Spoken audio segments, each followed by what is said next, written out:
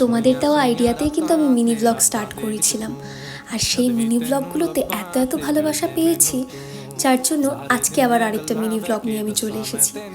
আজকে যেহেতু সানডে ছিল, আগের দিনই বললাম, একটু ঘুরতে বেরিয়েছিলাম, মাসির বাড়ি এসেছিলাম, আর এতটা জার্নি করে আসতে হয়েছিল, আর এত গরম, আর তারপরে এত সুন্দর একটা ঠান্ডা পরিবেশ। নর্থ বেঙ্গলে না কয়েকদিন ধরে এত বৃষ্টি হচ্ছে, বৃষ্টি কমার নামই নিচ্ছে না, যার জন্য রাস্তাঘাট পুকুর থেকে শুরু করে সব কিছু জলে ভরে গেছে।